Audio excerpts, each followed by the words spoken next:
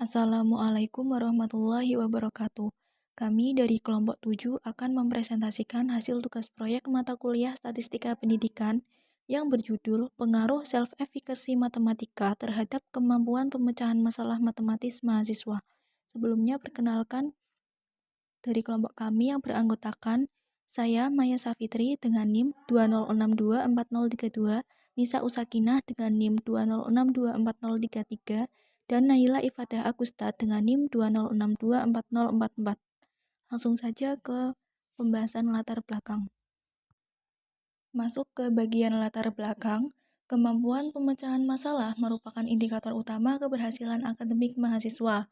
Namun, kenyataan di lapangan menunjukkan bahwa pemecahan masalah matematis tetap menjadi tantangan yang kompleks karena melibatkan proses kognitif tingkat tinggi yang menuntut ketekunan dan kepercayaan diri.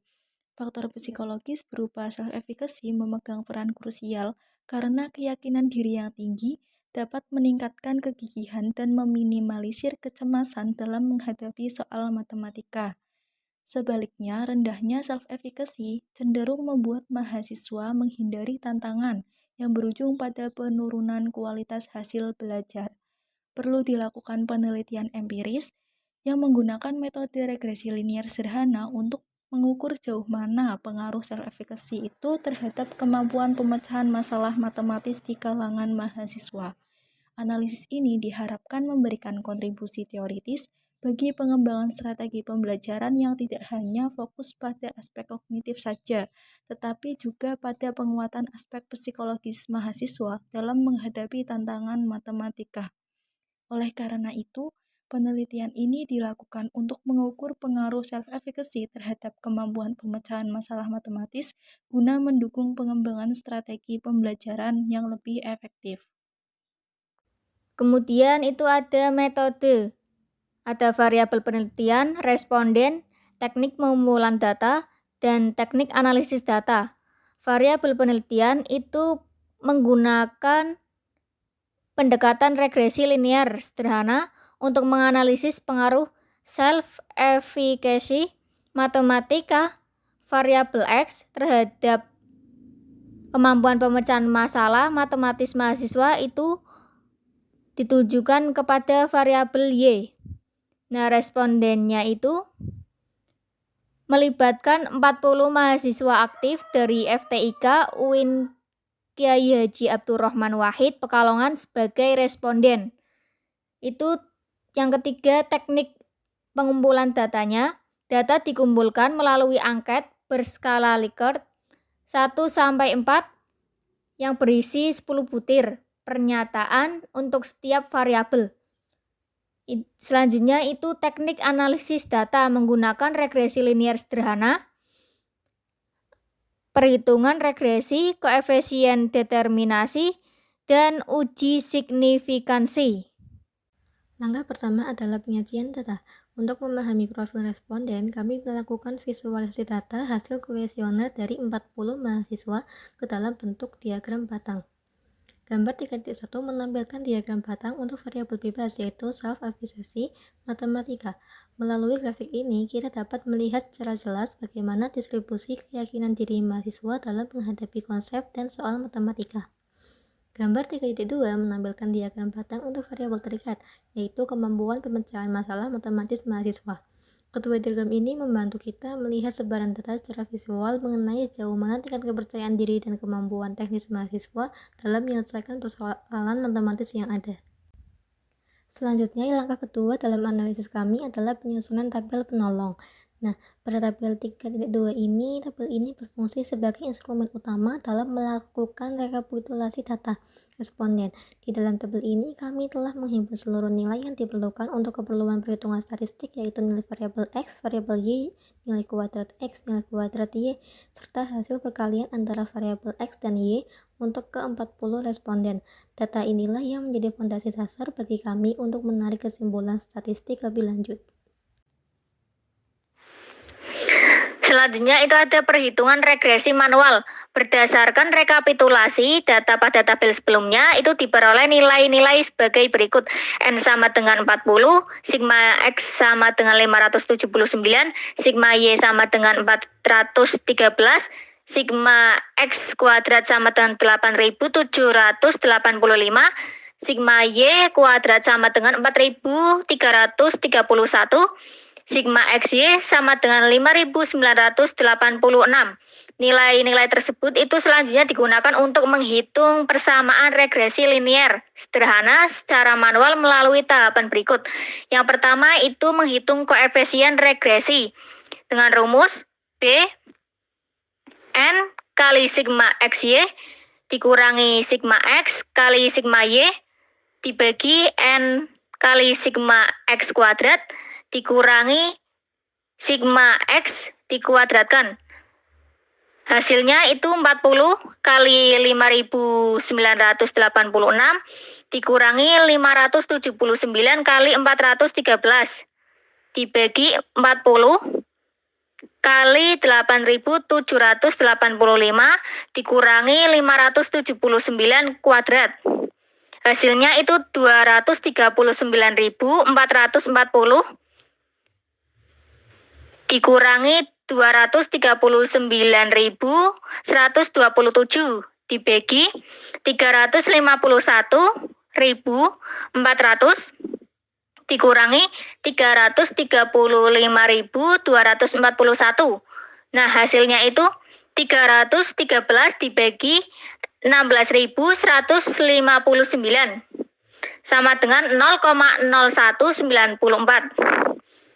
Selanjutnya menghitung konstanta dengan simbol A. Rumusnya A sama dengan sigma Y dikurangi B kali sigma X dibagi N sama dengan 413 dikurangi 0,0194 dikali 579 dibagi 40 sama dengan 413 dikurangi 11,2326 dibagi 40 sama dengan 401,7674 dibagi 40 sama dengan 10,0442.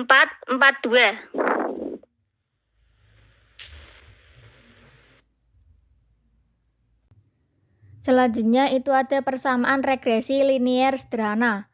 Itu berdasarkan hasil perhitungan nilai A dan B yang tadi itu diperoleh persamaan regresi linier sederhana. Nilai prediksi Y sama dengan 10,0442 ditambah 0,0194 X.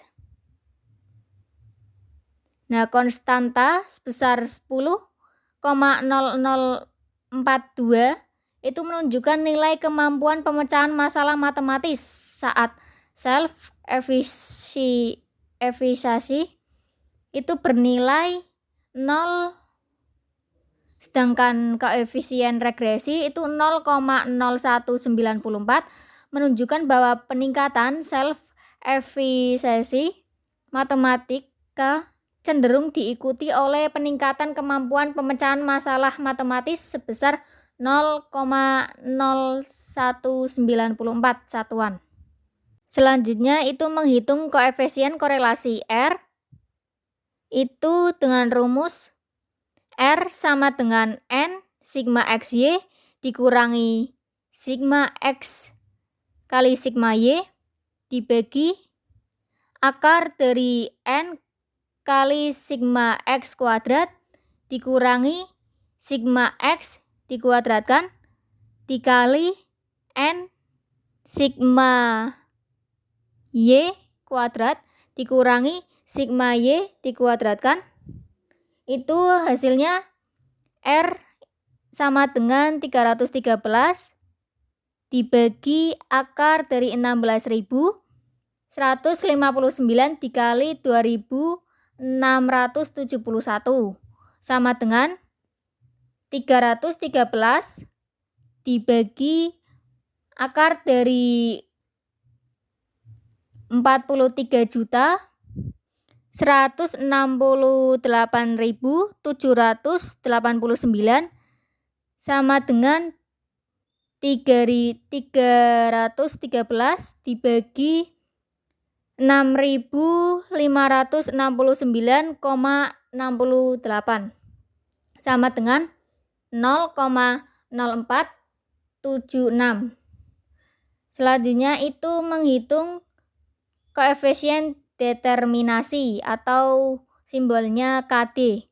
KD dengan rumus KD sama dengan R kuadrat kali 100%. KD sama dengan 0,0476 kuadrat kali 100% sama dengan 0,00227 kali 100% sama dengan 0,227%. Nah, kemudian itu uji signifikansi regresi atau uji T. Untuk menguji signifikansi pengaruh X terhadap Y secara manual, digunakan uji T dengan rumus T sama dengan B dibagi SB dengan derajat kebebasan, DF sama dengan N dikurangi 2 sama dengan 38. Nah, berdasarkan perhitungan itu diperoleh nilai T hitung sebesar 0,294. Nilai ini kemudian dibandingkan dengan T tabel pada taraf signifikansi 5% dan DF-nya itu sama dengan 38, yaitu sebesar 2,024. Karena T hitung 0,294 dikurangi T tabelnya 2,024 itu maka H0-nya itu diterima dan H1-nya itu ditolak.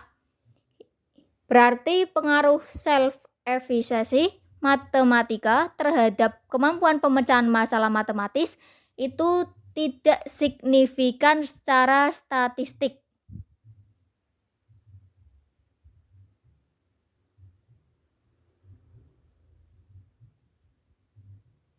Selanjutnya, sebagai langkah keempat, kami menampilkan output Excel dari analisis regresi linear sederhana yang telah kami lakukan.